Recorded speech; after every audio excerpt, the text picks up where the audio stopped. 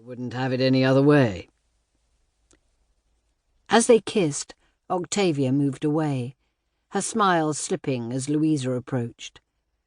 Astute as any human being could be when it came to Octavia's and Nancy's inner feelings, Louisa was stalwart, hard-working, and ambitious.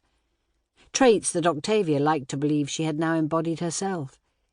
Yet her insecurity and current self-loathing proved all too clearly how far she had to go before she was anywhere near as confident and self-assured as Louisa.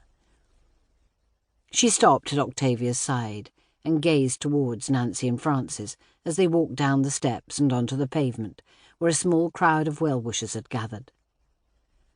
"What's wrong, Octavia?" Louisa asked. "Your smile is fooling no one." Octavia stared resolutely ahead. "Nothing's wrong. I'm just thinking." "About what?"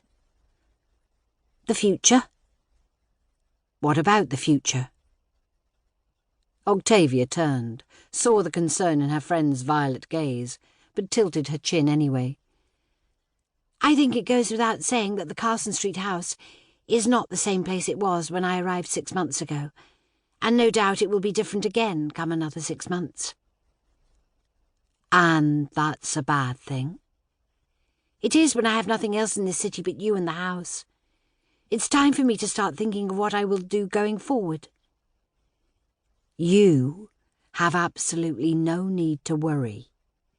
Louisa slipped her hand into the crook of Octavia's elbow. "The house will stay open for many a year yet.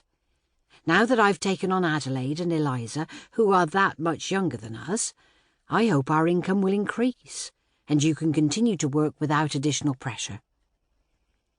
"You know as well as I do that the house will not continue as it has been." "Why?" "What about Jacob?" Determination clouded Louisa's eyes as she stared towards Jacob, where he stood within a small circle of gentlemen. "I suppose you overheard Jacob contemplating our future. Well, whatever he might say, the house is under my authority, and whatever happens with it is entirely up to me." Octavia followed her gaze. "Jacob is a good man, but there is not a man on earth who does not have a need to control a woman once he claims to love her." "Don't be absurd. Do you know how bitter you sound?" "With good reason." "All I'm saying is that a woman should be wary of any man, do all she can to retain her independence, work as well as she can, control her destiny in any way possible. Love leads to weakness, does it not? You will eventually be persuaded to Jacob's preferences, mark my words." "I will not."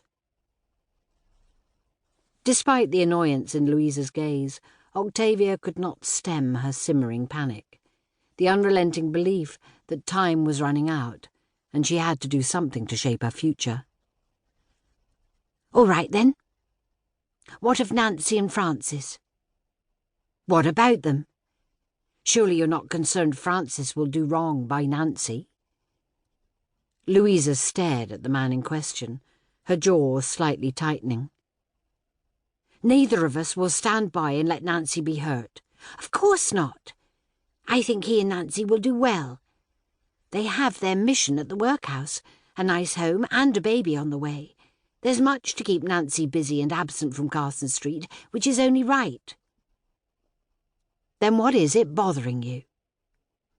Louisa raised her eyebrows, her gaze stern. "You sound almost resentful that one of your closest friends is happy and has married the man she loves. This is not like you at all.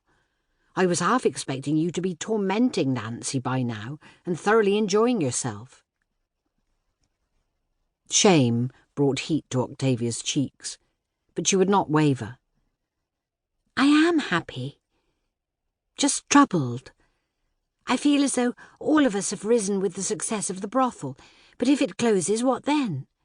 Nancy is now married, and the same will be true of you and Jacob come Christmas. Children will follow too." "Children?"